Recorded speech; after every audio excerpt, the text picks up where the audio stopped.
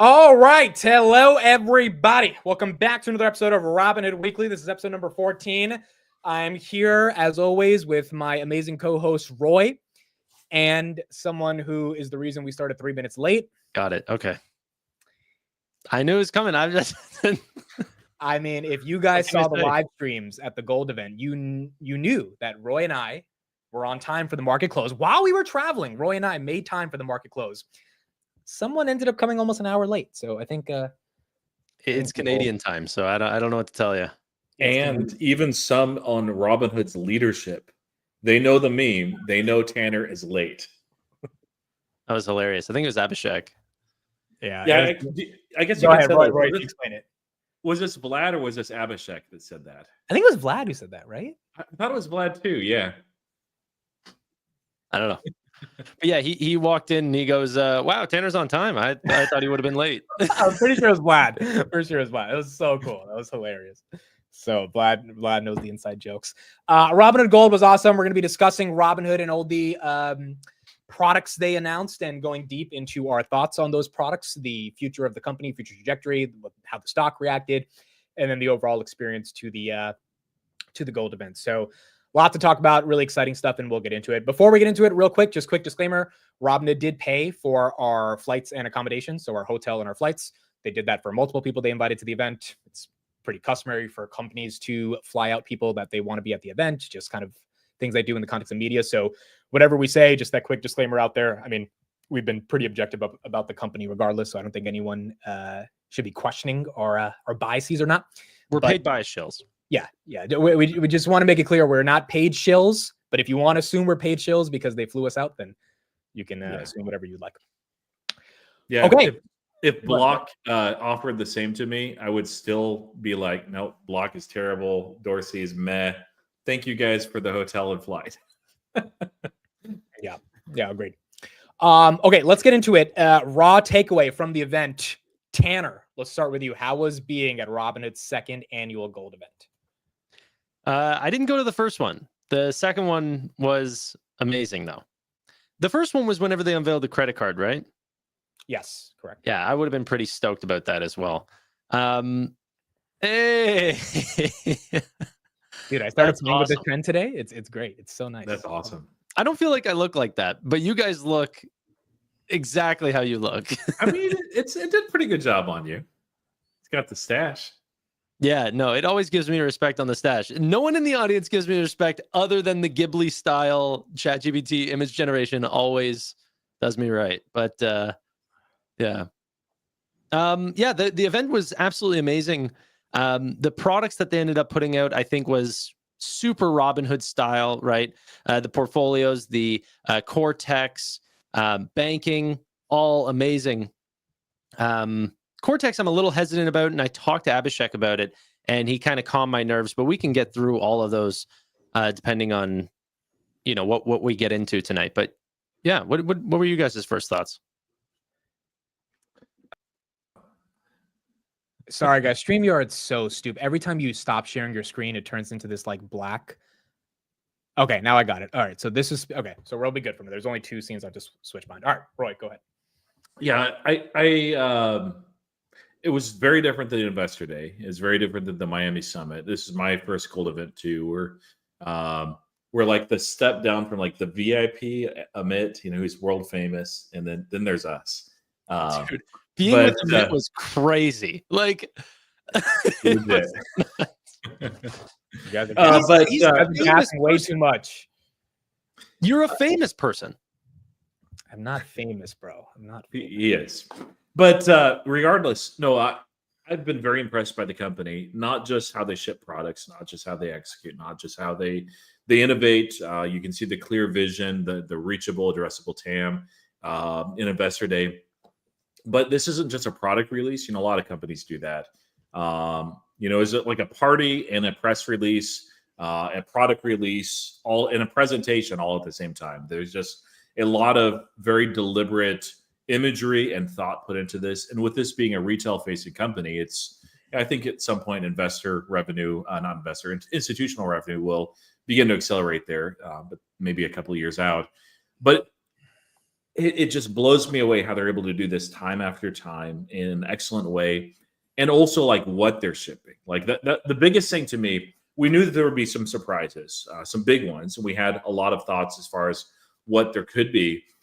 I don't think on anybody's radar there was like, oh yeah, the bank is coming this year in the second half. The core weave, maybe was one that some people had thought, but it's just like, wow. So and it seems like it's done with excellence. I know that it's done with partnerships on the back end as well. But it's just, they are not sitting on their hands. They are on full attack mode.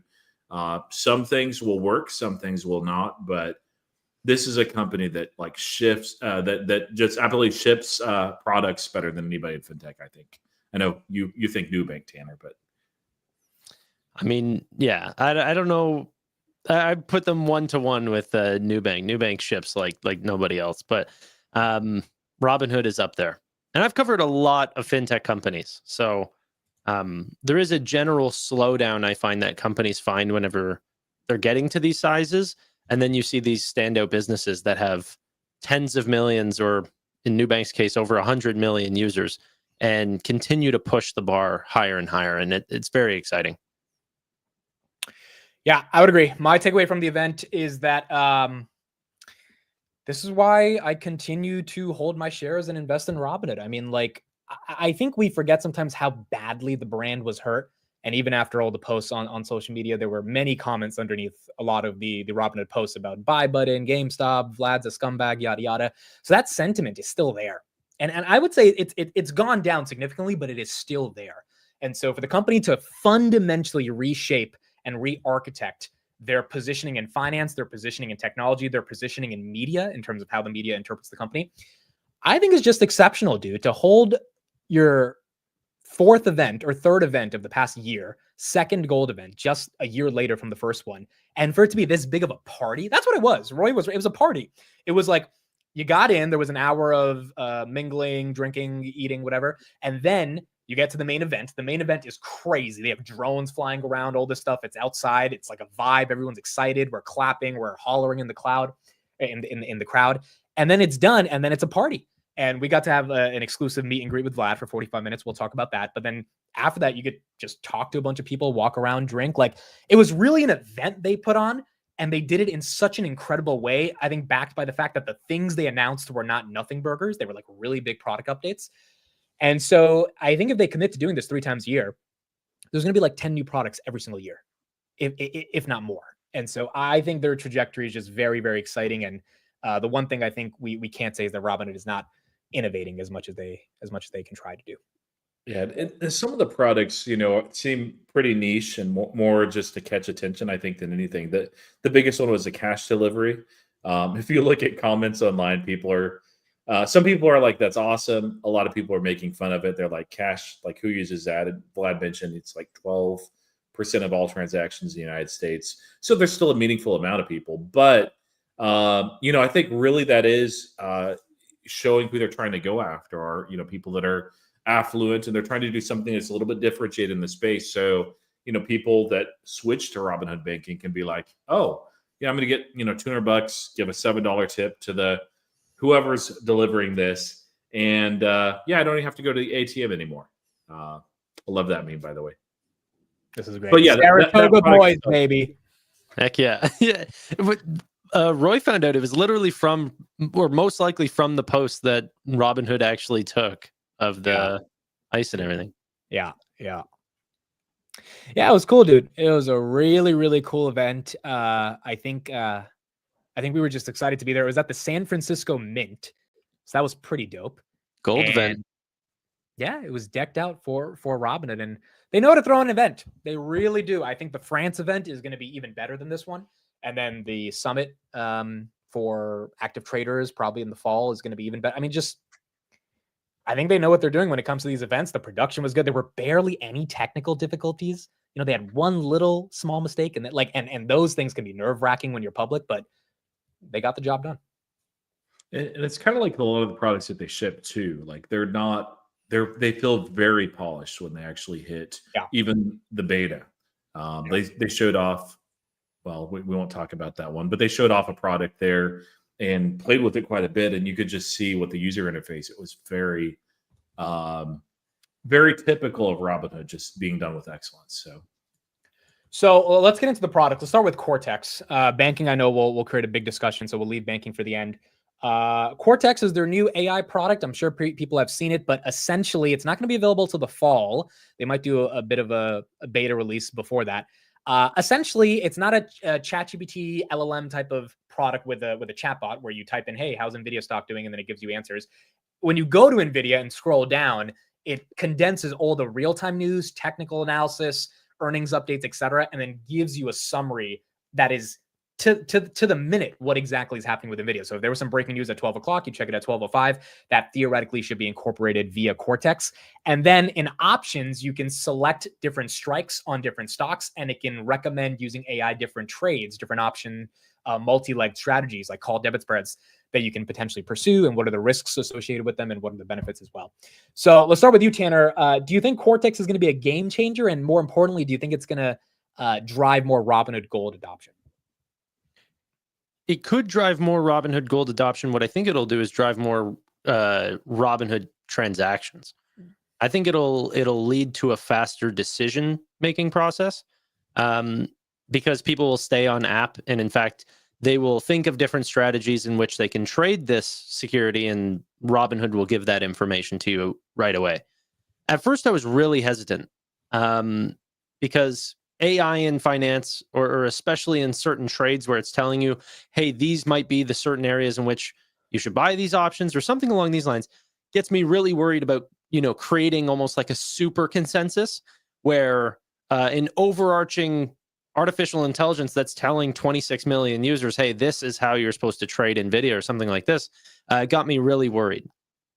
But after talking to Abhishek, he's more along the lines of, they just want to give you every different angle of how different institutions or different trading styles would view this trade. Okay. And giving you no recommendations on the other side. So they'll tell you what Wall Street's thinking. They'll tell you what a technical analyst might think about this thing, and go through all of the different ways that might give you vastly different price predictions on the stock. But that's what it needs to be. I hope that as Cortex starts to get rolled out and people see how it helps people, make decisions on trades, that it stays very unbiased and doesn't create some sort of super consensus. I think the super consensus fear, though, is not a lot of people trade options. So, I mean, Maybe it's been hard to learn. I don't know. There's a lot of people on Schwab and Fidelity and other platforms that are not going to be getting the Robinhood recommended AI trades, right? Yeah, but I don't know. I just think a vast quantity of similar thought process might change the way that things are priced. Roy, your thoughts on Cortex? They have to be careful with the hallucinations. That's not news to anybody, and they did even mention that.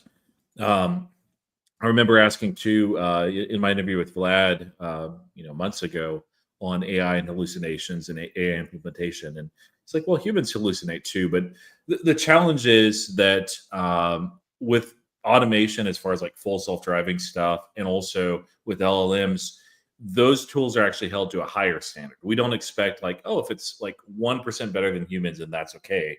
No, it has to be 10x or 100x better for us to be able to tolerate that level of hallucination. And I do like that it's divorced from actionable items. Like you can go to Cortex, and this part will actually be used a ton. Public actually came out with their AI agent, which is alpha. It has some different things than what Robinhood offers. But the question that a lot of people have instantly is like, okay, why in the world is, like, for instance, Newsmax that IPO today and went up 900 something percent if you include after hours? Why is it up so much? And that can take a person that's not familiar with the stock a while, and you have to sift through, because people hallucinate, and we oftentimes will be like, well, it's because of this and that, and they may be true or not. But having a tool there that can consolidate that information if they can avoid the hallucinations, it says, hey, these are reasons that people are looking at why. And then it has some links. I love that, by the way, that it had links there that you can check yourself. That's one of the things that I think LLMs have been doing a lot more of. Like, look at it yourself. This is just a starting point. And I don't mind that it's not just like, hey, it's going up because of this and this. Do you want to buy 100 shares? Click. I'm glad they're not doing that, but I don't mind it also like having some different strategies as far as like how to possibly trade that that are actionable. But it feels like the right amount of separation to me. So I really, really do like the product. We'll see if it actually leads to what I'd love actually to see more, even more like as an investor, more trades, better, right? But is to see people do better trades. And I think Robinhood certainly would benefit from their own customers shifting from underperforming the index at large to actually outperforming with these tools. And the better and more tools they can put in the hands of, thank you, in the hands of their community, it just benefits retail. Because this, like, one more thing, like this is a service I know that is available for gold subscribers down the road. You have to pay also like for the premium product on public, and there's some other tools out there too where it's a subscription service. So they're just continuing to make gold even more attractive. Like gold already was a no-brainer. They're like, but wait, there's more. I love it. Yeah, I agree. I think Cortex is going to be pretty cool. Again, the app's already sticky. So I think the use of AI right here, and I think this is just the first version of how they're going to really implement AI, is to make it stickier. And so if I care about NVIDIA, I instead of going to CNBC, I should just go to Hood because it condenses and distills that information, which even takes the pain of me having to ask some chatbot what happened with NVIDIA today. And if they can just get more people to spend time on the app and then potentially learn more about stocks and then trade more, like that should be something that overall increases trading volumes over the long term. Exactly. It's more time on the app. And I do like that they're not going the route instead of Cortex of like Steve LLM of like, why is the stock moving today? I don't care. It's like, oh, okay. That would not drive volume. Well, you know what? This is can we talk about that? The Steve? Old founder? Sure. What founder? Oh, yes. Actually, we should. No. Of Pluto. Yeah, go ahead. The old founder of Pluto ended up leaving the company of Robinhood after they were acquired. And he kind of crashed out on X saying that, Robinhood is sort of watering down his product and taking a way too conservative, very base look at what they were trying to build. Now, at first glance, that can seem a little disheartening, but honestly, a company with 26 million users, very regulated, cannot be joking around with AI right now, especially in their industry. The decisions that are made can make or break millions and essentially billions of dollars, right? So, yeah, I think that they do still want to be on the cutting edge of things, but they need to make sure that it works. So, at the pace that they're starting to roll this out is a very measured and safe approach rather than trying to offer full financial services through some sort of artificial intelligence. Roy, you're muted. Yeah, here's one of the posts there. Do you think Robinhood is building towards this where he talks about AI and finances and he says pretty much nah. He also has one other reply and hopefully he didn't post anything weird in the meantime. Yeah, I mean, he essentially said they weren't ambitious enough. That was kind of. He posted a bunch. I'm not going to scroll through it just in case. He strikes me as somebody that might have posted something odd that I don't want to show. Yeah. But yeah, exactly what Tanner said is this real danger with AI in financial tools. There's a lot of opportunity, but it can go really, really wrong in a hurry. And the market really experiences too when algorithms and algorithmic trading really became integrated and kind of mainstream from very niche. There's always speed bumps along the road, but you have to be very careful or your company will self-destruct. So I don't mind them taking it slower. If Robinhood, of all companies that really love shipping out products rapidly and doing it with excellence, if they're like, hey, let's take it just a little bit slower, I think that's a really good thing.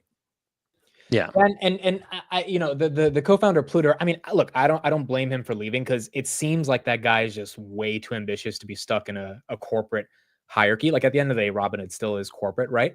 And so it looks like he had ambitions for his Pluto AI research tool to be much more expansive. But as Tanner said, you got 26 million users, you got regulations. I mean, like, when you put stuff on your platform, you're not a dinky little startup anymore.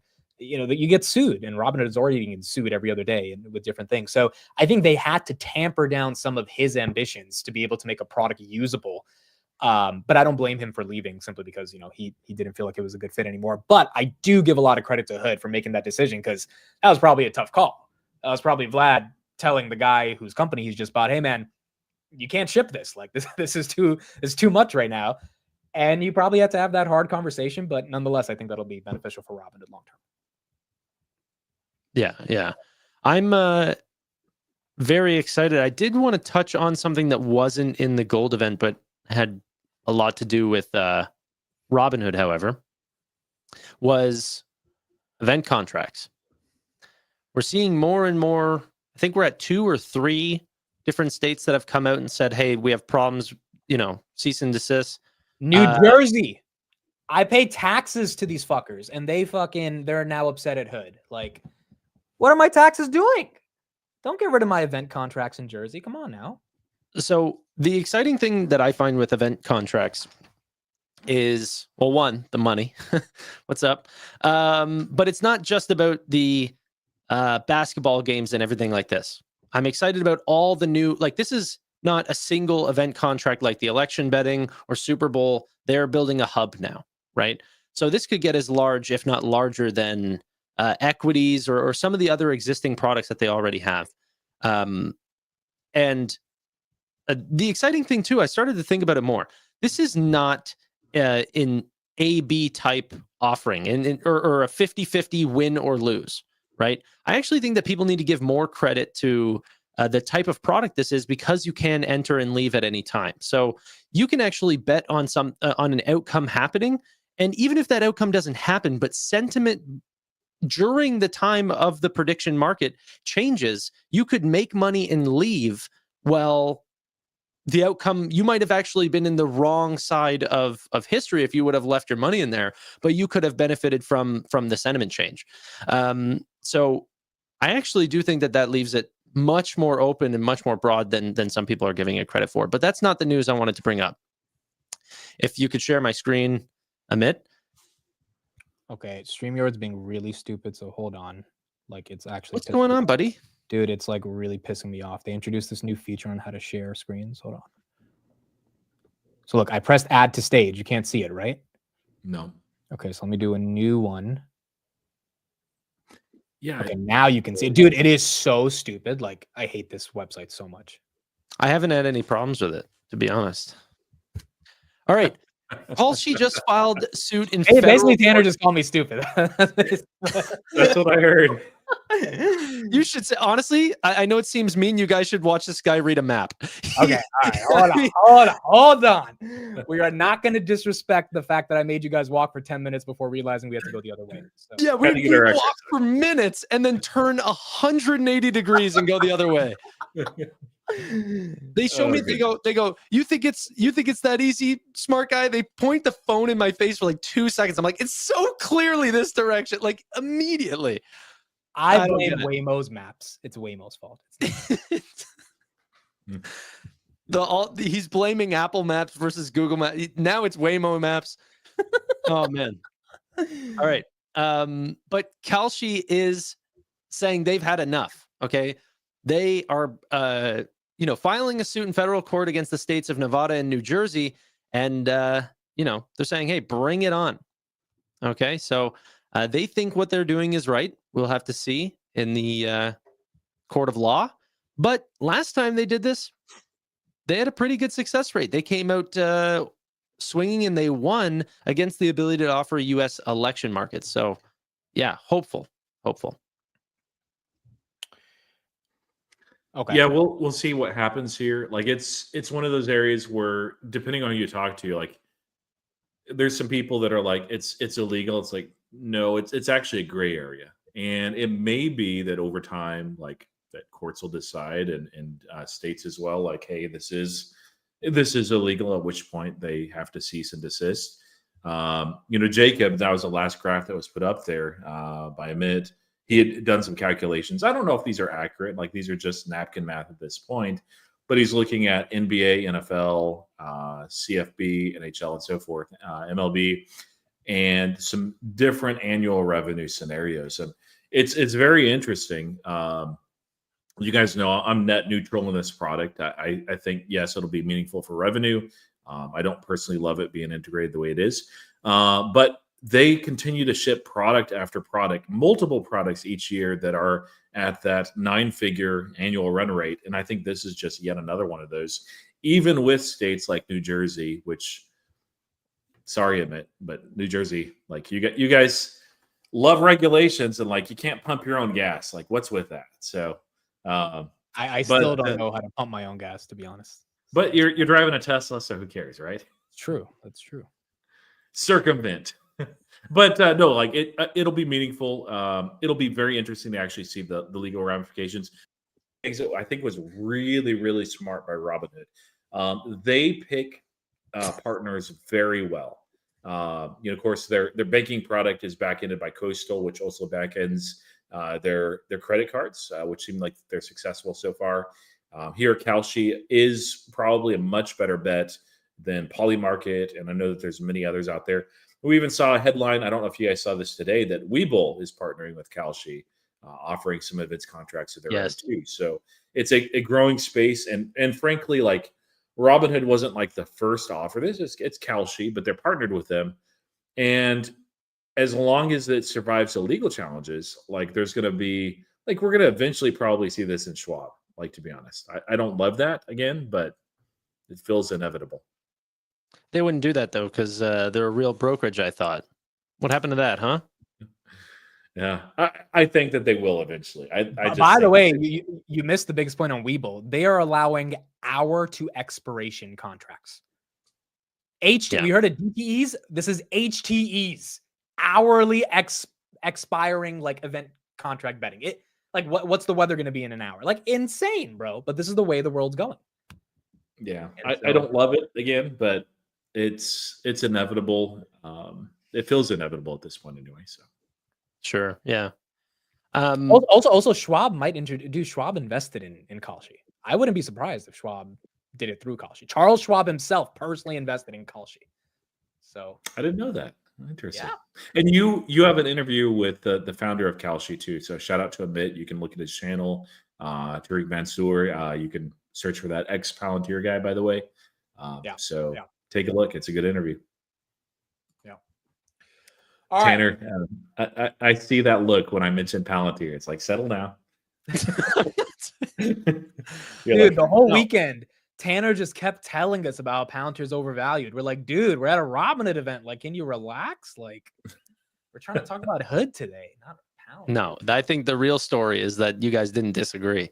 But well, we've said that publicly for a while. But when you said, dude, if you bought Palantir at $8, you can say whatever the fuck you want about Palantir. You can't say it because you just sound like you're hating, to be honest. That's so it's a different level. I'm not hating. I'm just saying Nvidia is an attractive price right now, and I think that put some more money in Nvidia.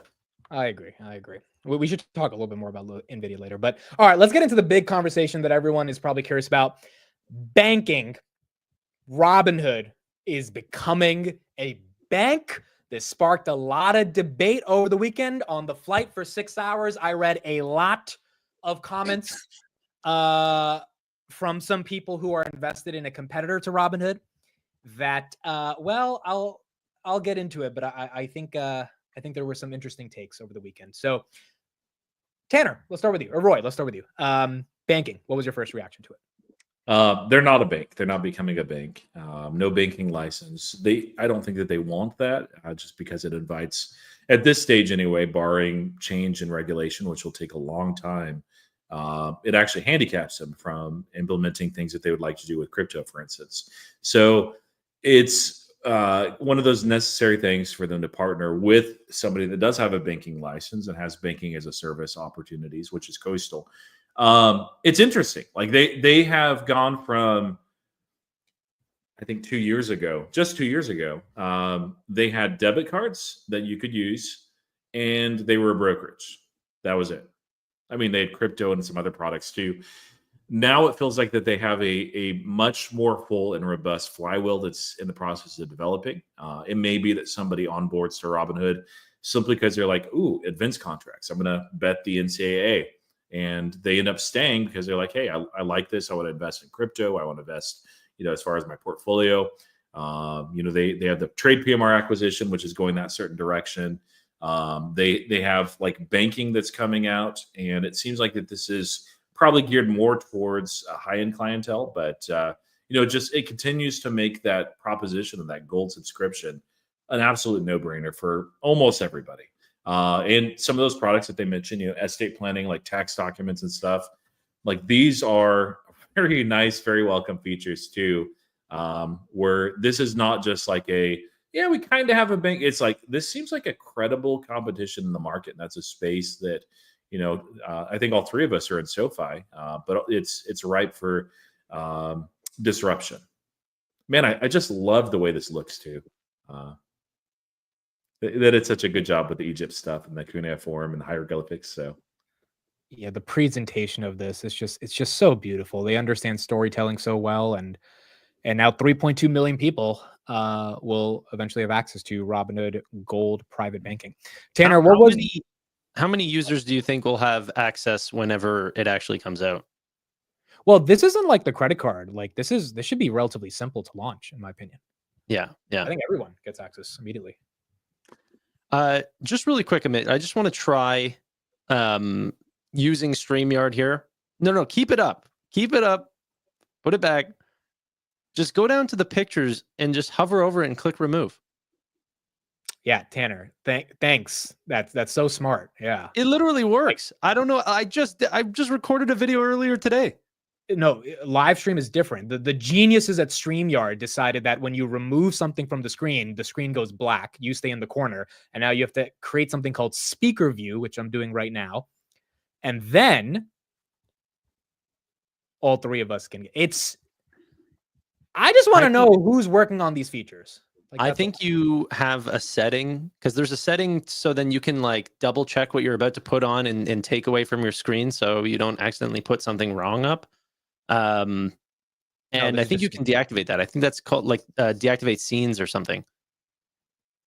I'll look into it, but it happened on the market closed live. Like in the market open, I didn't have to deal with this, but 5 hours later they shipped. It's also killing your internet too. I know I need a new streaming platform, bro. So in terms of banking, I'm also curious, would you guys use this? Who do you bank with, and would you use this? I'm not sure. I don't think that I would.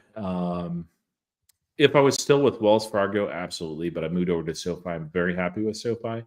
But I would give it thought. But it takes a lot for me to move. It's interesting. It's nice. But I do like SoFi. Yeah. I would use it if they offer a bit, because my primary bank is through a business. So they need to offer business banking, and then I will switch over, which hopefully they do soon. But I just, my personal bank, I don't really run a lot of money through there anymore. Sure. So in terms of the offerings, what I also think that Robinhood does so well, like I saw some people in a SoFi chat, and he said, you know what, I love SoFi, but I'm getting paid 4.5%, as it was during a transfer bonus or whatever. So he's getting 4.5% on $500,000, and he also got paid $10,000 to bring over that 500,000, so a 2% match. That's hard to compete with. Yeah, and you can feel very comfortable with your bank, but if you can make a lot of money, then people will switch. And now with tools like direct deposit switch, and I'm also seeing up here in Canada as well, I'm sure this is coming in the States, is being able to port over all of your bills and all of your contacts if you guys have payments through there as well. But so these easy switching tools makes essentially the highest payer or highest return for you, more easy decision to make, because I know some people don't want to switch because all their bills are set up through a certain bank. Yeah, I love seeing the direct deposit switch on there. SoFi has that product. This well could be through Galileo as well that's done. There's other products out there too, but there's a lot of friction when it comes to moving a bank from one to another. And anything they can do to alleviate some of that is meaningful as far as the people that you will be able to attract. So what I really like though is Robinhood now is going to attract a new user onto their platform that doesn't come for investing. Yeah. There's going to be users that come there for the banking, that find that between the credit card and the banking tools, $5 a month is nothing, right? You can think about higher end credit cards that have annual payments that are double that cost with half the benefits. So that's the exciting part as well. I mean, I think Amit, you were telling about a person that gave up their Chase Sapphire Reserve for whenever he got the gold credit card. That is a really premium card. Yeah. Okay. Yeah. I think the annual fees on that card is $700. Yep. So to switch over to a $5 a month with a really great cash back, and hopefully the perks and experiences continue to grow from there. They're probably much more lackluster than Chase at this moment, but that will get better over time. That's very exciting. Like, I think users that get to that age, not even users that are just at Robinhood right now, but fresh users that are looking for banking are going to go on to NerdWallet or some YouTubers online and say, hey, what are the best bank accounts of 2026? And they're going to go through their due diligence process to see who's paying the highest APY, who's giving me the best rewards, what are the cons, what are the pros, and Robinhood is going to make that list now. And I think that there's going to be a lot of commotion about how well this service is, not just with this individual service, but whenever you include everything else. Of course, there's opportunities like Chime and stuff like this that are banking specific that offer great offerings, but then try putting on an amazing brokerage on top of that's very easy to switch between. So in including the entire offering, it's going to be very hard to ignore, and I think that this is going to lower customer acquisition cost, increase average revenue per user, and attract a completely new user. And that's exactly what I love from Robinhood. I think the demo they showed about how easy it is to do direct deposit, that's going to be a big deal, because like if you have a lot of your money in Chase and you're getting 0.00001%, and you're already taking that money from Chase every 2 weeks you get paid and putting it into Robinhood, and we see it in the net deposits averaging almost $5 billion a month at this point, why wouldn't you just set up direct deposit? It's nothing special going to Chase. Yeah, you have like your bills connected to that, but if they can find a way to just switch your Netflix subscription immediately to Robinhood, which I'm sure they would build out something where everything just switches over, and you're getting a 4% or by that time 3.5% APY. I mean, like, yeah, it's a no-brainer. And then you have more money to invest, which means you might end up trading volumes might end up going up since the money just directly is in the platform now, and you don't have to go through the pain of transferring it over. Right. I think honestly, a lot of it's going to stem on the credit card as well. People take their credit cards very seriously, and that's built right into the banking app. This is not a third app. It's built right into the credit card app. And Vlad did officially confirm today that they invited the other 100,000 people. So we should be having 200,000 credit card members pretty soon. And how do they do that, by the way? How do they accelerate credit cards from slowly getting to 100,000, then going to 200,000? What happened during that 100,000 that gave them the confidence to double? It means what they were doing was right, and it's working, and their underwriting's great, and they're making money on it. And by the way, they haven't paid for a single dollar of customer acquisition on any of those clients. That's unheard of in credit cards. Yep. I do think that there's a good chance that we'll see a refresh of the debit card offering too. They still have it. I've seen it actually pop up a couple of times in my app. There's a lot from other companies that are going after the younger market, the Gen Zers that tend to be more credit adverse. They're either going into buy now, pay later, it seems, or just heavily debit card. I wouldn't be shocked to see a refresh of that and then basically reissue and try to capture people that are just credit averse for whatever reason, especially now that they have a bank. I won't say that they are a bank because they're not, but they have one. Honestly, I think you're closer to seeing secured credit than an updated debit. Could be, yeah. Build credit score and go downstream to a lower customer and bring up the interchange. So I should explain that better. So secured credit, you just essentially have to make sure that you have the money in before you're able to spend. It's exactly like a debit card, except you're reporting to credit agencies. So essentially, you're reporting and you're paying off every single time on time. So it'll build your credit score, and it's just a debit card, Right. but the merchants have to pay more. Right. And you think that's the route to target people with worse credit scores to build up their credit? Yeah, 1000%, way better than a debit. Yeah. And now there's some studies coming out about Gen Z not touching credit at all. But we'll have to see. I think as they get older, I'm actually considered Gen Z. You are too, Amit. Yeah. Of the first year, we're still very young. So I actually don't think that the hesitancy on credit is like sustained. I think that they will get into credit. You kind of have to. Like, I mean, you can't go about life without building up your credit score. So if they don't want to touch actual credit, I think that secured credit will be that way to boost credit score and not have to, worry about your bills. And that's actually one of the things I really like about the Robinhood Gold Card is it's not just like the 3% cash back or the way that it feels like I've used the virtual cards a good bit. In the free trial, it just makes it real easy. Like it's used once or it's canceled after a certain amount of time. It's awesome. There have been some websites that I use PayPal a lot on websites that I don't, fully trust. But on those, I'm like, I think I can trust it, but I want to be careful with my number. Like the virtual card's nice there. But then you hit the nail on the head with the younger generation, Gen Z, that are credit adverse. I've got two sons that are technically they're adults. They're figuring out career and college stuff. And neither have any credit. And so they're both have cards that they're able to swipe and use, and they pay off that portion at the end of each month. But that actually helps them build credit. You can sign them up that way, and they'll just be on your card. And I love that. They also really appreciate that too, that they don't have to go out and try to get their own card. Yeah, I was going to say, tell your kids to grow up and get 3% cash back. Well, I get their 3% cash back right now. So yeah. But like meaningfully, they're not spending like tons of money each month. So okay, so let's get in. By the way, yeah, so let's get into the deeper conversation about SoFi. So, did Robinhood kill SoFi? That's the question.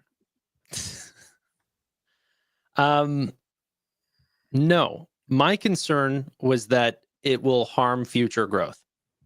That new customers that are going on to do those nerd wallet reviews, whatever, they're researching where they're going to go, that there could be a great offering, someone that lands higher on those rankings whenever it comes to the perks and products that they're offering. And so I don't think that every user is going to switch from SoFi to Robinhood, but some potentially could. And I don't foresee that happening the other direction. I don't know why a Robinhood user making 4%, a 3% credit card, and everything in between looks to the banking product of SoFi and says, no, you know what? I need a slightly lower credit card and a slightly lower APY so SoFi, this stock, can have better margins. Okay, Roy, is SoFi dead? No. I think SoFi is doing well, or can do well, is probably the better way to put it, on the business to business side, especially with that loan platform business.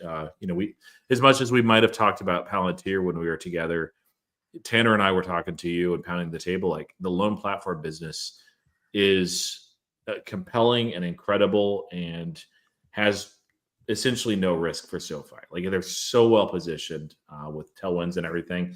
And I know you weren't really disagreeing. You like to debate. So Matt Money disagrees. SoFi to zero. You heard it here first. He's out. He sold everything. But everything to zero, by the way. But the heat death of the universe to zero. But ultimately, I don't think that they're executing as well. And there's a speed component, there's an excellence component as well. I don't have a sense of that. There's a comprehensive strategy as far as the way that SoFi is going. Like there is, I just don't know what that is. And there was a question very early on, and I don't remember who asked this. Like, would we be as bullish on Robinhood, or at least the event, if we hadn't attended? The easy answer is no, because by attending these events, like you get that firsthand look, you get to interact with other people that are like there's analysts there from the investor side. There's other retail folks that are there. You get to talk with the actual people that are higher ups in Robinhood and pick their brain. And we got a lot of can't talk about that. It's like, hey, fair enough.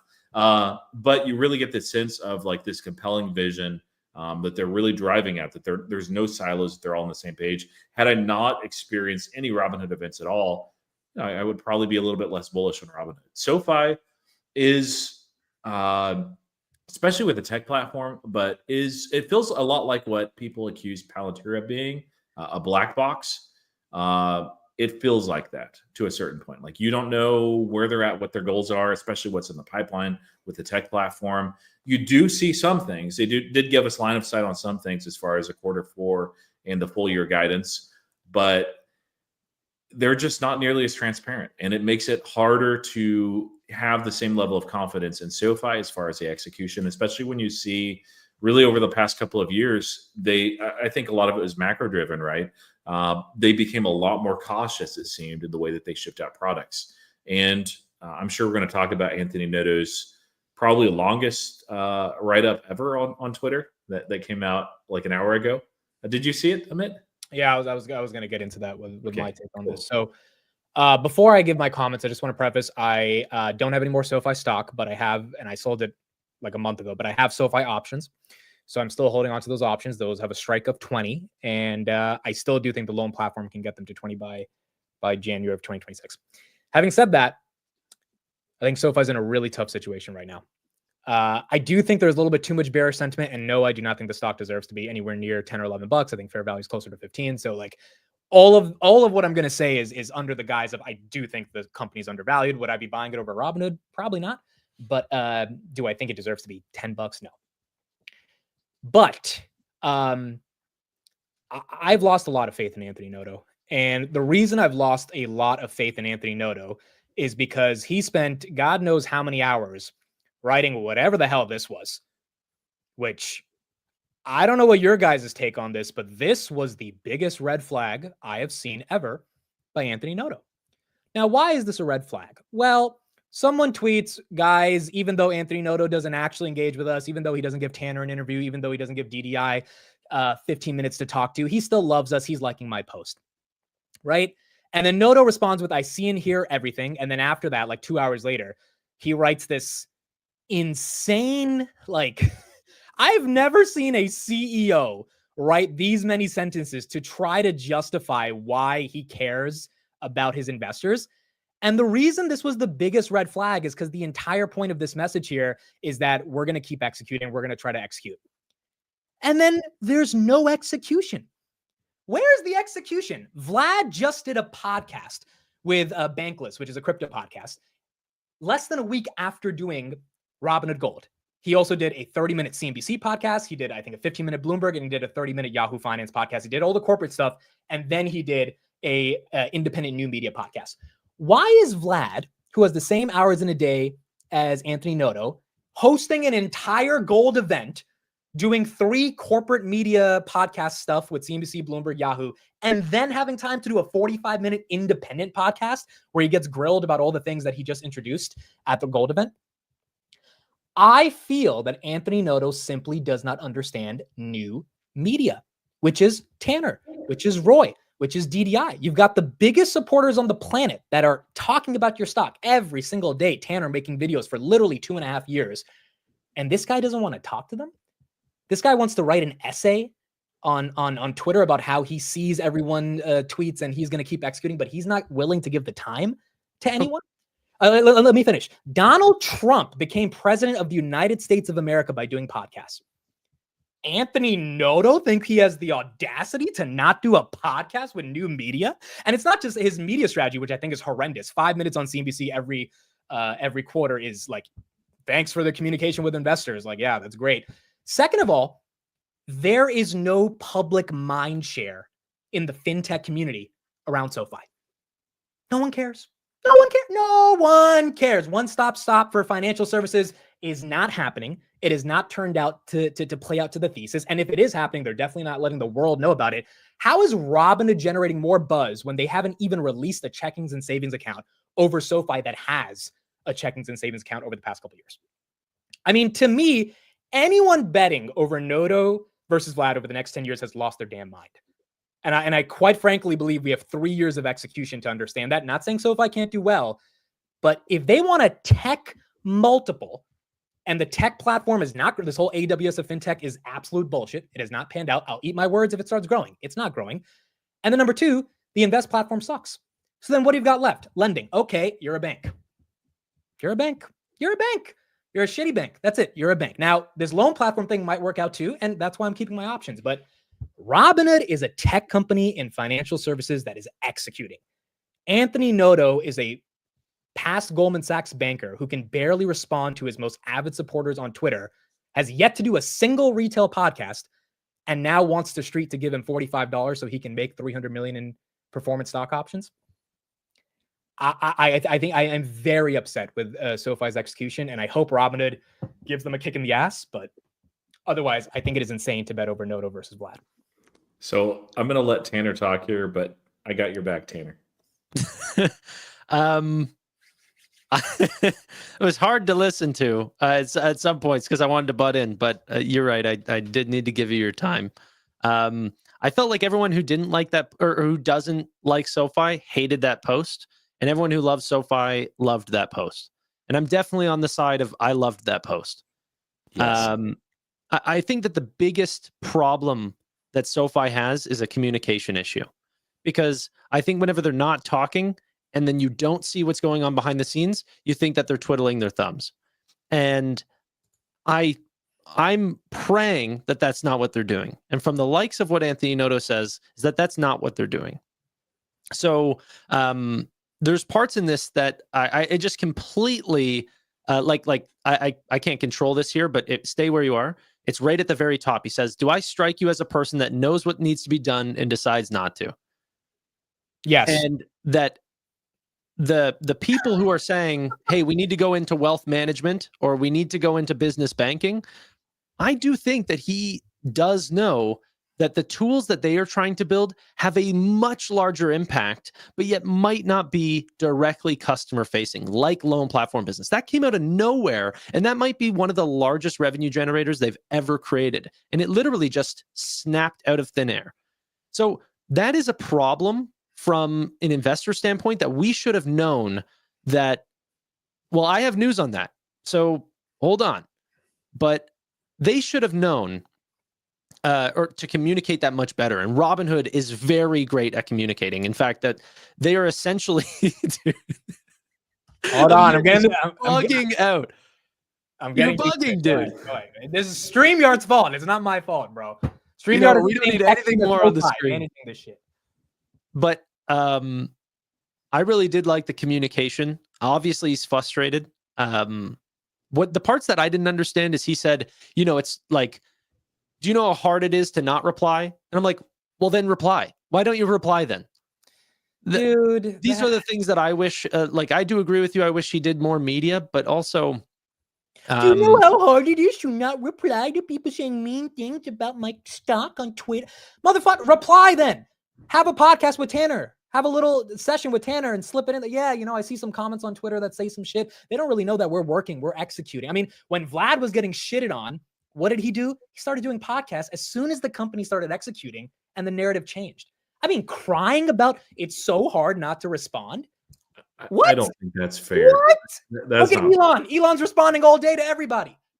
Like, are you serious? You have direct communication to hundreds of thousands of people and you're crying about it's too hard to respond? He's not saying it's too hard. He's old school. He's wrong here, by the way. He's wrong. They should have done an investor day already. They should have more contact with retail. It doesn't have to. It shouldn't be me. It shouldn't be Amit. It should be Tanner or somebody else like that. It doesn't even have to be Tanner. They should have more transparency as far as what they're cooking up, what their long-term plans are. Like it makes it difficult, not just for us retail, but also for institutions. Like you can see, there are some institutions that are an exception as far as analysts and price targets, but a lot of them just completely write off whole aspects of SoFi's business and tend to underemphasize like the loan platform business, which is frankly incredible. I love the reason why I love this post so, and I think that this might be his longest post like ever. Maybe there's something out there that's different. Is showing his passion, and this is very good.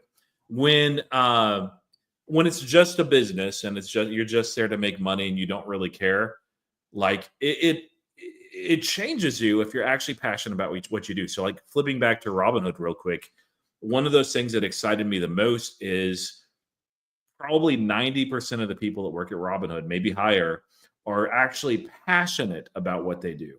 They want to democratize finance. They want to build these products because they like them for themselves. That's awesome. That does not happen often. They care. Vlad, he could retire tomorrow and be set for life. He could. Like look at what percentage he owns of Robinhood. But he's in this because he's still passionate. He sees a mission, he sees a mandate, and he wants to execute on it.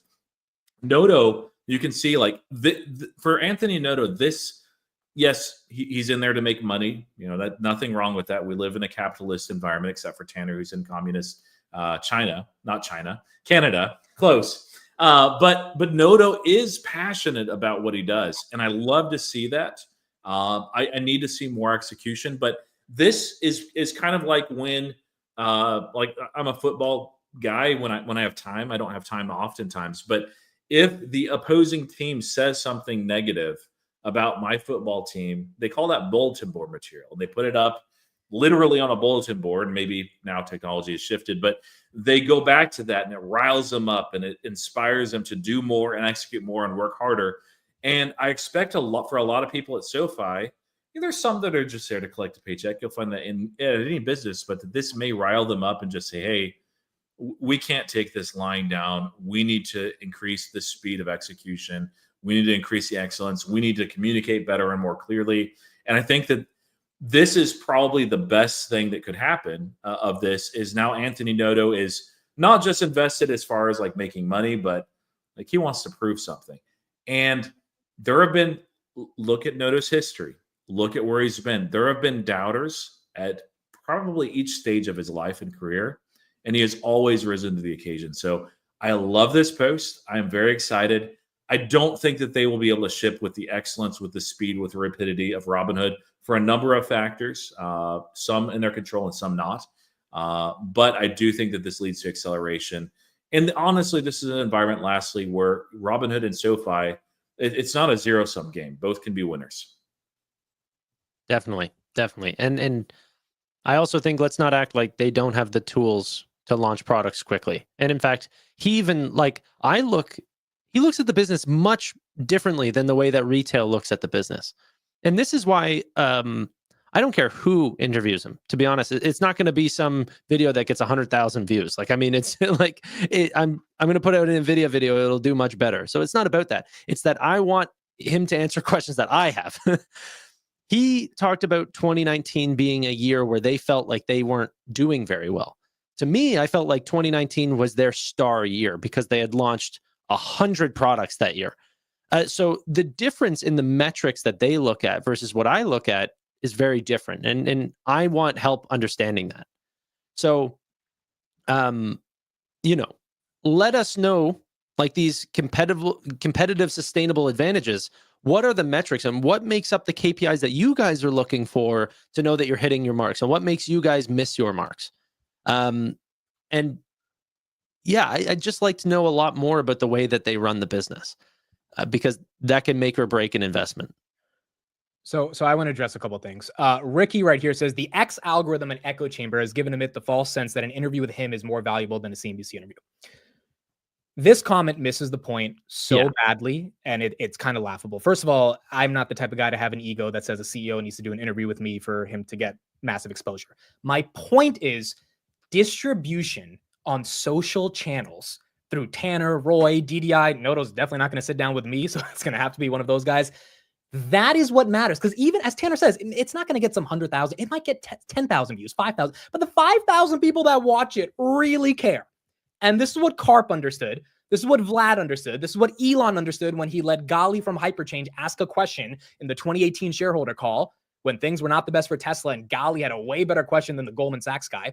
And it ushered a new age of retail. Like, how did we go from that, which literally pioneered where we are today with Karp and Vlad interacting with everybody, Elon, and then Noto takes no notes from that over the past 5 years? We've had this new media strategy. Trump literally wins because of going on Joe Rogan's podcast. Do you think that he is taking no notes, or like, this is the thing that I think is like, or is there some level of risk with No. not with retail, but with capital markets and No, doing because guess what? When you do the interview with you, you're not going to post it until legal approves it. Legal is going to make sure Noto didn't say anything crazy. And that's it. It's done. There's no risk. This idea of talking to you as a risk is insanity, because he does firesides chats with Goldman Sachs and JP Morgan. He does CNBC and Bloomberg. I'm just saying those 5 minutes on CNBC are not enough every 4 quarters. And you started this off, Tanner, by saying it's a communication problem more than execution problem. I think it's both. But if we heavily allocate our attention to the communication problem, this is the problem. The problem is they have not had an investor day. They've not had any events. They've not created buzz. Noto's tweeting about freaking NFL and football games when the stock is in the gutter. Like, Vlad was not this active when the stock was $7. Once they finally got to like 10, 11, 12, he started really, because they had momentum. They had a catalyst. They built on that. And that's when, things started changing. SoFi's had momentum from 6 to 15 at one point, but there was no capitalization of that momentum. Forget what happens to the macro in the stock. The idea of engaging with a retail base that desperately loves you and is also desperately bag holding when Skamath, also known as Chamath, took you guys public. Like, are we forgetting SoFi went public through a SPAC, which was not supposed to go public, and they left a lot of retail holding the bag? Robinhood, same criticism. They went public. That is not. This is reaching. No. Heavy right now. I'm not blaming Noto for this. I'm not blaming Vlad for the $38 IPO. My point is they both IPO'd at a time where they shouldn't have gone public, or at least the valuation should not have been the valuation they got. Why is that Both true? of them fall 90%. One of them decides to embrace new media. The other one does nothing. So should you IPO at a low price or a high price? All I'm saying is that the IPO. Well, I'm just curious. Should you IPO at an undervalued price or an overvalued price? Which one has that is my point is, did retail hold a massive bag? And the answer is yes. On same thing with Palantir, on both of those stocks. It doesn't matter. Honestly, no. Yeah, the retail bag holders don't matter. The company, it really does matter when Chamath is marketing to retail. That's on Chamath. I don't. So Noto's not. Noto didn't co-sign him to go on CNBC and market the SPAC. It was. Come on. They described this already. Anthony Noto came out a while ago talking about how the structure of their business, like, they had to essentially SPAC or else they would not have been able to IPO for quite a long time. I mean, the guy, you have to give him one thing. He is a capital markets expert. I mean, he does nothing better than capital markets. So, well, they had a really shitty IPO. So if that's capital markets, that wasn't good. But so did Robinhood. So I'm not being unfair here. I don't think they had a shitty IPO. I think that they got in at an over, like, 25 to 4 is kind of shitty. That is not. If they are worth 4 and then they get valued by capital markets at $20+, SoFi did amazingly. They got a really big bag. SoFi did amazing. Retail. That's who they take care of. Well, they should probably take care of retail investors because those people also matter. And that's been my entire point. Like, regardless of when they went public and what happened with going public, my point is just retail has been holding a bag and they've been DCAing into that bag. And there is no communication with retail. And for anyone who thinks like this is nitpicking or something, and I saw a lot of the comments on Tanner's SoFi Weekly podcast, I think a lot of SoFi investors quite frankly, are a bit brainwashed by what's happening right here. If someone came up to me and said, Amit, do you think Palantir is cheap? I would say no. And if I said yes, I'd be brainwashed.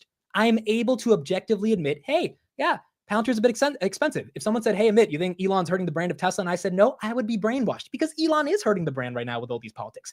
If someone comes up to you and says, do you think Noto is actually communicating like the other CEOs? And do you think that's having a tangible impact on the perception of the stock? And you, as a SoFi shareholder, you say, nope, he's doing what he's got to do. I think you are fundamentally stuck in an echo chamber and you're not being objective about your critique. The fact that Steven Fiorillo, who hates Robinhood, and I tried to convince him for the past 2 years to buy this damn stock, he hates it. And he goes on SoFi Weekly and says, yeah, SoFi's got a problem. And he owns a lot of SoFi. That's an issue. I think that whenever a company like SoFi, every time that this man does an interview, a fireside chat, or an earnings call, that investors get super excited about the future of this business, and then it slowly falls off for the next few months until the next earnings call. That's a very good sign that this is a communication problem rather than an execution problem. I'm not saying that they are doing everything perfect, even on the execution side, but I also think that like the points that Steve has is super overblown. I actually think that Noto in his tweet was actually addressing Steve because he said, hey, you guys think you know what's best for SoFi, and I can tell you based on our data that what we are going after is what we need to go after, and what you want us to go after is a miscalculation. And I'm going to have to take Noto's side on that. And if you were to call Steve up right now, he would take Noto's side on that as well.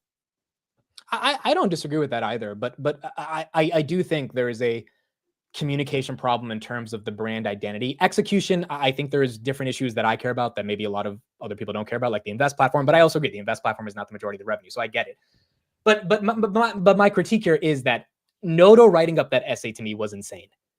Like, I don't get how a CEO takes the time out of their day to respond to an anonymous account like with 50 sentences to justify that they are listening and they're working hard. Like, maybe do an interview, maybe actually reach out to media, because I really doubt that Noto is going to do a podcast with anyone relevant and actually build a media strategy. I feel like that tweet's trying to hold people over. It's like, hey guys, like we're working hard. Don't worry about it. But are we going to get an investor day? Are we going to get a product launch day? Because if we don't, then I think we're going to get, maybe I'm grasping at straws, but they have been posting for job leads for AV specialists, which is audio visual, to help set up what they say is high profile events, executive meetings, and live streams. I think that they've realized they've kind of messed up there. I'm guessing. I don't think that we'll see like the same level of integration or interaction, rather, as we see with Robinhood. But I think that they realize that there's an opportunity there that they're frankly lacking at. Like, case in point, like if you throw this up, Amit, it'll mess up StreamYard. But like these sort of little things are just like nothing burgers, no big deal. But hold on one sec. Yeah. Did you guys see this? Yeah. I mean, I didn't see this. No, what is this? It looks like they're sponsoring F1, right? It looks like maybe a sponsorship thing from Pit to Portfolio. We're taking it to a higher gear, buckle up, racing flag, fast lane, smart gains. Don't know. More marketing, more shit to capture your attention. They excel at marketing, which is great because they're, business to consumer facing, but they also, market themselves well as a company. So I that is an advantage that I don't know that SoFi can improve on. I don't know that SoFi catches up on that. I did have one other thing, like if we're ready to leave that topic, if there's nothing else. I know normally you do the. Oh, wait, hold on a second. Tie-Dye Tyler says, is this F1 contracts? Could be. I mean. Oh, I bet is right. the F1 big event coming up soon? Like racing? Yeah. Stuff? Bro, that makes more sense to me because I actually didn't. I thought the sponsorship makes no sense because they're not a global brand, so you're paying for, essentially global eyes, and you're only seeing returns in the UK and US. So right now, I don't think that the Formula One would actually be a good investment. I mean, maybe later on. It could be like 5 different things knowing Robinhood. But the contracts, smart gains. Yeah. That Okay, is an interesting one. What was his name? Tie-dye Tyler. Good idea. To put a cap on the SoFi discussion, what is your takeaway from this event in the context of SoFi? I think we all agree SoFi is not dead. I think we all agree SoFi is undervalued. But is the final agreement that they just need to better communicate? And what happens if they don't? And what happens if they do, in your opinion? Well, you're going to continue to see it an undervalued premium going forward if they don't change the communication, in my opinion. I think that honestly, SoFi could see a very high stock price on the fundamentals that they're trading at right now. Like, I agree. The future growth on the loan platform business, I can't go through it on the Robinhood Weekly. I've made tons of videos on the loan platform business and even how big it's supposed to be in 2025. We have both the Fortress deals and Blue Owl Capital. This is huge, stupid big. So and no risk. And zero risk. Okay, so there is going to be a fundamental repricing of this business. But if you continue to have fears like this, like the stock on March 27th, whenever it opened or whatever, Robinhood was up and SoFi was way down. That's not because my or our opinions of this harming SoFi is like three guys. This was a broad market. Oh my gosh, this looks like SoFi's product. And so overall, I'm still a SoFi shareholder. SoFi is actually a larger position for me than Robinhood, but right now I'm not adding to SoFi and I am buying Robinhood and Nvidia. Okay, cool. All right, so final topic here is then these March metrics that we got, which are pretty important right here. Okay, so equity is 109 billion. That's down pretty significantly month over month, year over year. It's still up. Options 145 million. That's down about 20 million. And then crypto down about 4 billion to 10 billion month over month. That's actually down year over year because March last year they were at like 23 billion. Roy, what was your raw takeaway from these numbers? Do we think Q1 still turns out to be a good quarter? Yeah, I mean, we still have a few more days left too. Crypto, of course, will be down relatively. That's not a shock. But yeah, notional trading volumes, options, equity, very good numbers. It'll be a very good quarter, but Robinhood's going to be like that, right? It's not like a Palantir where you can just chart the growth every single quarter. There will be quarters where they just kill it like last quarter. There'll be quarters where they don't do quite as good. And it seems like analysts kind of expect that, right? Like we look at their expectations. If they were expecting quarter four to be repeated all through this year, it'd be a mistake, but they'd be assigning price targets like $160 on Robinhood. Yeah. And that's certainly not the case. So there was nothing that was like that surprising and that shocking. There's also a lot of other numbers that I'd be very interested in too.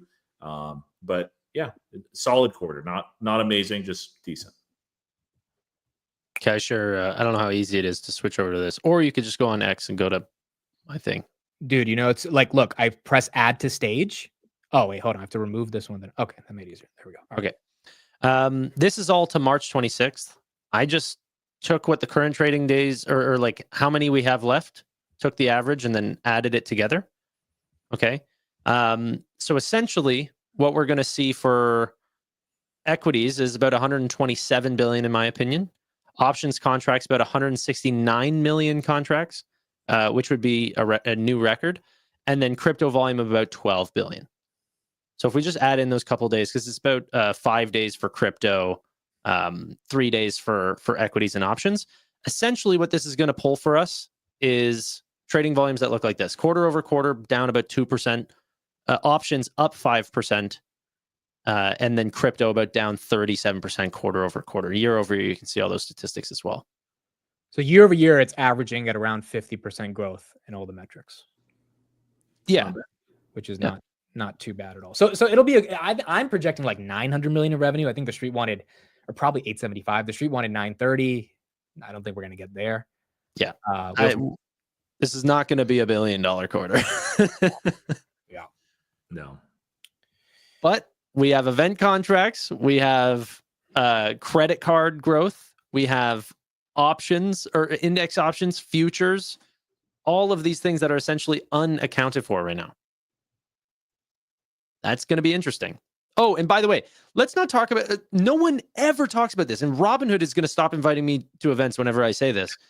But instant withdrawal might be one of the fastest and largest revenue generators for them, and no one wants to talk about it because it's not a nice revenue. No, I love this. Is like what, 20 million a quarter or something? Like, yeah, I think so, or I think it's trailing up to 30 million. Yeah, like it's crazy how fast it's growing. I think 2 quarters ago it was like an annual run rate of 56 million, and then it hit 85, and then I think last time it was 115. That's ridiculous.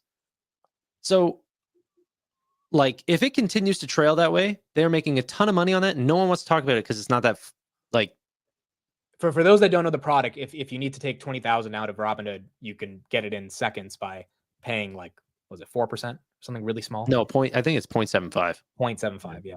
I've had to do it one time. It was annoying, but one of those costs of switching from bank accounts, I left something attached that shouldn't have been. And as a result, that went negative. I'm like, oh man, I got to have money now. So yeah, Robinhood came through for me in clutch. Yeah, it's something that I think Venmo does it. Cash App definitely does it. There's a bunch of these companies that do this instant withdrawal feature. And Robinhood is doing it also. Yeah. No, it had better rates than Venmo at the time. I don't know if that's still the case. No, I think they're all 0.75. So I think March then was decent. I mean, it wasn't like crazy good like January in some metrics, but it was good. And I think we'll get a good Q1. I think the question then is, how the hell does Q2 shape out to be? Because if we get into a little stagflationary, bearish type of 3 months, I mean, as bullish as we are on the Hood Gold event stuff, if they can't put up the growth because people just aren't trading that much. Yeah, they'll get that nice seasonal bump from Say Technologies, like they always do from the proxy materials. Is that Q1? I'm curious. Q2. Okay, yeah. Q2, yep. But yeah, if we continue to have uncertainty when it comes to tariffs, and I don't know that April 2nd is going to be the time when that's resolved. I mean, it didn't feel like it was likely at all that we'd enter bear markets, and we're not. It was a nice recovery in the day, but we're not that far away, especially in the NASDAQ, S&P 500. It could give up a little bit more before even flirting that, but it feels like a possibility now, especially if there's continued uncertainty that impacts real companies because they can't make long-term decisions in this kind of environment. So we'll kind of have to see how that shakes out. But yeah, I mean, if we enter a bear market and also a crypto winter, yeah, Robinhood will be painful to hold. Everything will. Robinhood will be hit a little bit more. So long-term, I'll continue to hold. I'm mostly shares on Robinhood. I have a few spreads, but it's almost all shares. I have too many spreads. We better have a bull market, baby. We better have it. Jen. Yeah, I'm all shares, baby. The upside is limited, but the downside, boy, oh boy, is that also limited comparatively to some of these degens. So, oh yeah. Yeah, I mean, like, what are we talking about? Like, in the absolute worst case scenario, is Robinhood going to see single digits again? Probably not, unless something unprecedented. What do you think? I hope so. I mean, what price is max pain for you? Like, it would be. I think 20. I think it doesn't go below 20. It's hard to see it go below 20. I was thinking 25. Like it's attractive here, very attractive here for me. But I already own above 10%, so I can't add any more except if it's to my swing portfolio. But wait, say that again. So I have a personal rule that unless I view a company as an absolute unicorn that's completely differentiated in the market, I have that kind of conviction, and I need to make that very selective because unicorns should be very rare. I don't allocate more than 10% of my portfolio. I do have a swing portfolio. So if I see an opportunity, like for right now, I saw it in HIMS. I have my core position in just shares, and then I bought some additional shares in my swing portfolio, but those are not for the long term. Those will take profits along the way or losses. It could go the other way. So Robinhood is above that 10% threshold for me. The only time I can add is if it's the swing portfolio. If the rest of my portfolio performs very well, or I have a bunch of money coming in, which is not the case for a while, then I can add if it goes below 10%, or to round out. Like I think in one of my portfolios, I have an odd figure of Robinhood shares. I need like 20 more to round out so I can sell calls against it. I'll do that. That's not a big deal. Yeah, I mean, Tanner, what do you think max pain is? 20? Um, Unless we have a bad recession, then all bets are off the table, right? But like another correction, I don't know. I think it could go below 20. I don't know how much though. I've never been good at predicting these types of things. I think things can get really bad. Sentiment can drop out, and Robinhood is going to be one that in a dropping environment will have a very high beta because that's exactly what they fundamentally do. So they'll get hit twice as hard. And if credit cards and these sort of products are also under fear, then people will just get overall worried. Even though they would make up for such a small percentage of their income, people would get worried at all angles. yeah, I agree. I'm kind of calling BS on April 2nd. I think it got priced in today with revisiting new lows of 2025. Unless Trump announces something that no one's expecting, or tariffs that are so permanent the market doesn't see any possibility of them going away, then I kind of agree with Tom Lee. I think we V-shape from here. Though I feel like it's so unpredictable with Trump, and any of these estimates could just be wrong based on whatever he says. But if we do V-shape and crypto doesn't enter that crypto winter, then I think we're fine for the rest of the year. So then 2026, we got to figure out what happens. I wish Donald Trump would take Anthony Noda's communication style. That would actually, and I'm serious. Like that would be great. Because, like you said, Amit, you don't know. Like he could tweet out something tomorrow, and boom, the markets crash. Again, it's happened a lot of times in 2025. Probably more pain ahead too. But yeah, I hope it's priced in. Yeah, I would agree. Let's wrap this up. I got work to do. What work? What work do you have to do? I got to put out a video. I don't want to say anything right now. Maybe you got a video yesterday. I watched it yesterday. I'm gonna put it out just so then I can hold myself to this. I'm gonna try to get a video out every day. I'm gonna change it already. I'm gonna try to get a video out every weekday. Do a video every day. Let's do it. Weekday. You need to have some time off. All right, 5 days a week then. 5 days a week. Yeah. Actually, I do Monday through Thursday. I think that's because Friday people are, they want to relax. I think 4 days a week. Yeah, Monday and Friday, trying to find news on Monday and Friday sucks. I hate doing it. Like no company wants to say anything during those days. Essentially a work week is 3 days. Like Tuesday through Thursday, everyone's working hard. Yeah. Mondays. But like in financial news, there's just so much shit that's happening every day. Yeah. I still feel like there's stuff to There's enough, but you don't find it's quieter on Mondays and Fridays? No, it definitely is. It definitely is. Well, these days, not Mondays, because it follows whatever the hell Wall Street Journal says on Sunday night about tariffs. But Friday, Sure. yes. Sure. But dude, last Friday, freaking XAI bought X after the market close. I'm like, that was crazy. That was crazy news in my opinion. But yeah. No, dude, the only news that I was like crazy paying attention to is this unbelievable round that OpenAI just did again. Like, to scale AI infrastructure. Who do you think that might benefit, huh? I think NVIDIA might be the stupidest, easiest money I've ever seen in market. Like, I cannot believe how cheap they're being priced right now. I think people are like actually acting dumb. Like, Yes. 40 billion is a good chunk of cash right here. They raised 40 billion on people like Roy putting out freaking images right now. Like, the amount of they actually need like multiple more DeepSeek moments where they like lower the cost of these models by like 1/50th. We need that multiple times just to get where we're going. Because if it's like this right now, how are we ever going to scale this into daily use? So, 500 million weekly users is nice, but we have a long way to go. Yeah, I would agree.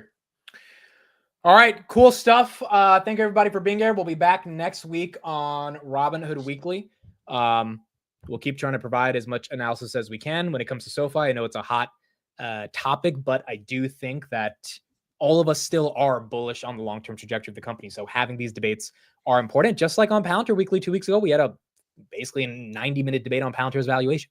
And I feel like anyone who's opposed to those types of open conversations and just assumes you're paid by Robinhood, which is the fucking stupidest thing I heard, in the comments on your like what idiots think that Robinhood is literally paying you to talk? There's a public, they say this about me and Pounder, public company. They're going to take a risk with their public reputation to shove some cash underground. Like, are you fucking insane? So, and I think that the reason also people think about the size of our accounts. Like, I mean, this is like, I don't know. The Robinhood team has been so like, I know maybe I'm paid chill right now, but they, even whenever we did the earnings call, they were like, hey, like, we don't want a bunch of pumpers. If you guys hate something, like, please, like, say negative. Like, they don't want just this unbelievable positive press. They actually think that's a bad look. Okay. I just am seeing what they're putting out and going, this looks great. Yeah, and two things. First of all, we all asked hard questions. Like, also, asked, 1 week ago, you guys thought I was fucking getting paid by SoFi, you idiots. Like, I don't know. It's ridiculous.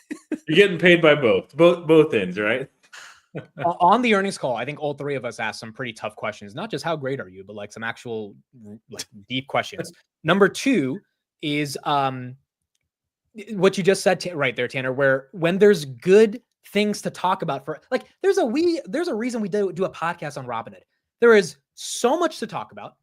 There were only 14 episodes in, so it took a couple years for the company to give us this much momentum to have weekly news to talk about. So that's why we're here talking about it. Number two, we had a whole debate last week about event contracts. Roy obviously is not the biggest fan of them, and that was like him being critical. And so like the fact that we're able to have these debates go back and forth, and then people assume we're getting paid to spend time out of our life, like having debates on a stock. I mean, I think it's absolutely insane. And the fact that they rushed those comments, to me, A, says they don't know how to critically think at all. Like, you have zero critical thinking capabilities if that's your first assumption. And B, you're really emotional about whatever stock you're in. If one of your favorite YouTubers who's been bullish about a stock points out some things that might not be the best, and for you to be like, well, that guy's been paid off. It's usually due to overexposure. And I tell people all the time, I'm like, SoFi is not one of my largest holdings. Okay. I love covering this stock. I love that there's a massive misunderstanding, I think, or people that have historically covered that company that didn't do it a good service. So I wanted to cover that company. Unlike NVIDIA, which I actually hold more of, I actually think it gets much better coverage than I could potentially offer. But, you know, some people have 90, 95, or 100% of their portfolio in a single name. And then if bad news comes about that company, they just crumble. And diversify, have a couple names, you know, or if you're heavily inside one stock, like me and Roy were when it came to Pounder in 2022, and we had to deal with $6 every week, and we kept debating it out in terms of what's happening, we were open to hearing the other perspective, even if we were heavily bag holding, because we wanted to know if we would be right. And you have to hear the other side. So not only diversify, which generally is good advice, but if you're going to be heavy SoFi, get ready to hear the criticism. And if you're not ready to hear the criticism, why the hell are you heavy in a stock where you're not willing to hear the opposite perspective? Yeah. It just makes no sense. And I think a lot of people get way too emotional about it. And sorry, one last thing. I also find if someone is saying, hey, you know what? I don't like this stock at this price, at this current price, and I'm buying this stock at this active price, to say that, you know, I have pumped and dumped or whatever this position on retail. It's like, dude, I am moving my portfolio in real time. Like, this is not something that historically I've done. And then I'm now going like, oh, after this company has 5X'd, I'm now telling you about this investment. It's like, I'm buying Hood right now. You could like, don't follow me into trades, do your own research, all that good stuff. But like, I'm doing it now. It's not like I'm not telling you this as a past thing. Anyway, you get what I'm saying? Like, do you get what the hate you guys got was uniquely surprising, because Roy's been in Hood since 7. You've been in Hood since 17. It's like people just didn't follow your journey. And if they didn't follow your journey, then that it is what it is. But you guys have been in Hood for a long time and bullishly talking about it. And they just give you more things to talk about. So for people to call you guys, I mean, they can call me a paid chill all they want. I have a pinned interview with Vlad on my Twitter. I guess why people think, I just think it's cool to have a pinned video on your Twitter where you're talking to a CEO of a company that's doing some cool shit. That's why I have it up there. It's not because Robin is paying me, hey, here's $10,000 a month to keep this pinned. Like, these are fucking idiotic arguments by people who don't understand what it means to build a brand, don't understand that you need the company to be executing to talk. The reason you guys got shit on SoFi Weekly 2 weeks ago, because you talked about NVIDIA, there was no SoFi news. And people are giving you shit saying that it was a horrible SoFi week. At least you guys came together for 15 minutes to at least talk about something, you know? It is so much easier to have a Robinhood Weekly than SoFi Weekly. SoFi, I'd put in the same category as PayPal, where it's great to cover monthly. And then there's times when some news comes out and you got to cover it a little bit more often. But these are companies that are just not shipping at the same speed as Robinhood. And I'm invested in both. Like, they're actually about equal weight with my Robinhood. And that's fine. Robinhood is going to be volatile both ways, but like it was a silly thing too. Like, when I came out very bullish on Robinhood, I think I had maybe 100 followers on X and no YouTube channel. So the last thing I'll say, there are legitimate pumpers and people that are paid shills. Yes. On X, on YouTube. The biggest sign of it, and this is not always the case, but the biggest sign is when it's some obscure stock, small cap, micro cap company that is unprofitable, that is not making money, and then they have some sort of weird disclaimer. Now, I did put a disclaimer underneath. Somebody that was a lawyer basically said, hey, free legal advice, you might want to put that there, that you're just not giving. I don't think I need to do that. Just like at the very beginning of the show, I don't think that we needed to say, but I'm always going to be transparent with you guys. Like, hey, they gave us transportation. They gave us a hotel. It was great. What's hilarious about this is I've been offered from those same penny stocks Roy's talking about a lot of money to just tweet about them. And within milliseconds, it's like, get the fuck out. I never want to talk to you again, because I would say we three are guys of integrity. We could not sleep at night knowing we took money from a stock and then talked about it publicly. And then in the background, we dump it. And so the idea that people say that with companies like Robinhood, SoFi, Palantir, just elite companies willing to risk their brand to do that, I mean, you got to be out of your mind. Yeah. And I'm much smaller than both you guys, but I've had some very lucrative offers, and I'm just like, no, if a company like Palantir would never do this, but if they're like, hey, we want you to make like 5 videos, we'll give you like $5,000 this month. It's like, yes, I'll communicate, go through all the legal channels and stuff. No problem doing that. It needs to be the right fit. And I'm not going to do it with some company that I'm like not really sure about. I'm not sure about their product or anything like that. Happy to interview like a CEO that I don't know quite as well, of a company that I don't know as well. Like, I had one of those with Public that nobody watched. I like that. But yeah, just none of these guys are pumpers. So yeah, and the thing is, Palantir or Robinhood would never make an offer like that, but a Poet of the world, a Kohler of the world, I mean, all these stupid, like, which could be good companies in the future, but they would make that offer hand over fist. Yeah. Yeah, I get offers all the time to promote some crypto exchange or something like this. Like, it's all trash. I'd never ever promote stuff that I wouldn't be using myself. But you actually do, like, I will promote companies, especially ones that I use. I'm not like, above that or something like this. But a lot of the really good brands that ask you to do that, they specifically say, hey, do not talk about our company or our stock because it's a conflict of interest. Right. Right. So I have dealt with public companies, and they're like, do not talk about the stock. If you're going to talk about the product, talk about the product. And you can do whatever you want on your own, on your channel to just discuss your own opinions. So yeah, it is funny, right? Like, as a public person or whatever, sharing my thoughts, I'd take this over not. Like, I do really enjoy it. But you get this added weight of, like, every decision that you make in your portfolio gets judged, where people who don't have that, they make the same amount of mistakes or whatever, and yet they don't have to, get critiqued by people. So it is the price to pay for all the benefits, and I'll take that any day. But it is just, you get frustrated from time to time whenever people, I think, are maybe trolling, and maybe they're doing it on purpose to say that what I'm doing is wrong. Whenever I actively feel like I'm choosing the right decisions to, not harm others. I think in finance, your brand is the only thing that matters. Like, it's not the money, it's your brand. Because there's a lot of money in finance. And if you build a really big brand, a la Bill Ackman, Stanley Druckenmiller, like, the real way to make money is to manage money in finance, not to take a fucking $2,000 a month sponsorship by some, so it's like the idea that you would pump and dump a stock when you're actually, all three of us are trying to build real brands in finance. at least brands that are respectable, even if we don't, make it a big career one day. Taking a paid pump and dump is the worst way to build that brand. Real quick, do we want to do this? Austin sent a super chat. I don't have anything to say about Nubank. Tanner, if you've got a couple minutes, or Roy. Let Tanner cook. Okay, Tanner, Nubank, you like it here or no? Yes. I like the stock. Love the company. They have currency headwinds, but those will go. They will ebb and flow. Okay, so the tides of currency will be out of Nubank's favor, and it will be in their favor, and all while they are building a more diversified product base, even outside of financial services, and are literally capturing all of Latin America.